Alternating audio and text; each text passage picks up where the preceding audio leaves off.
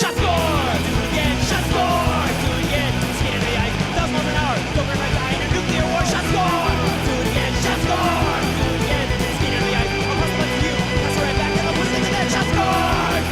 Shot scored! Shot scored! Shot scored!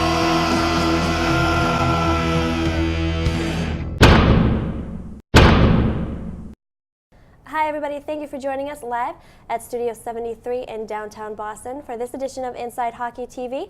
Alongside Editor-in-Chief Kevin Greenstein, I'm your host, McKenzie Lavoie. Now today's topic of conversation is Marc Savard, a very strong offensive forward with the Boston Bruins. So what are your thoughts on him as a player?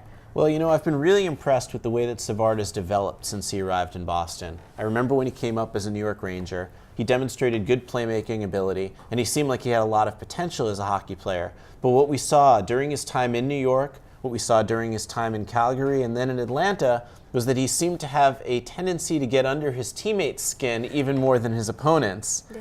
And though he had the good playmaking ability, a lot of people chalked it up to the guys he played with, particularly in Atlanta, when someone named Ilya Kovalchuk was finishing a lot of his passes. Mm-hmm. Well, so far, he's said earlier in the season this year that he's 30 years old, he's in the best shape of his life, he loves Boston, he loves the city, he gets along great with Thornton, Lucic, guys like that. So how do you think the effect that he has on his teammates and the relationship that he has with them off the ice affects how he plays? Well, I think there's no question he's matured. I mean, his attitude is a lot better. He showed up to camp this year in shape. Last year, maybe not so much. So he's definitely improved with regard to his approach to the game, and that's had a very positive effect on the way that his teammates perceive him. The other thing about the Boston situation that I think is important, you mentioned Claude Julien. The thing that's really important about Boston is that the team is playing very strong defense behind him.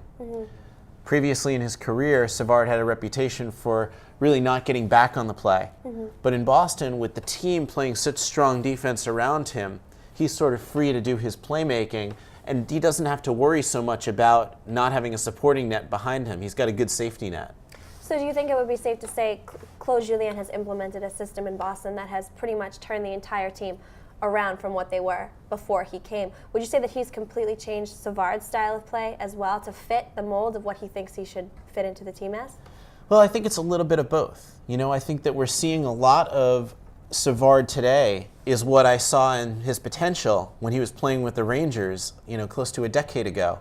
But the difference is when you look at what Savard's doing, he's not a detriment to the team with his playmaking offensive style because there's such a good defensive foundation behind him.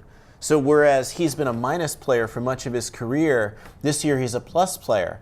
And a big reason for that is because that support network is in place to maximize and capitalize on his strengths, as opposed to having his strengths become a weakness for the team, which is what it was in Atlanta and previously. Now, what do you think his biggest weakness as a player is? Because we all know his strengths. He can drive to the net. He's got a great shot. But how do you think he's can improve so far overall in the season? Well, you know, it's kind of interesting. You look at players in Detroit like Pavel Datsyuk and Henrik Zetterberg, and Zetterberg's always been a really good two-way player. Datsyuk has developed into one.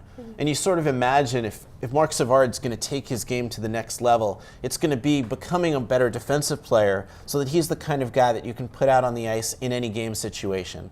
There's no question he's got the talent, but to this point, his talent has been directed almost entirely towards putting the puck in the opposition's net as opposed to keeping the puck out of his own.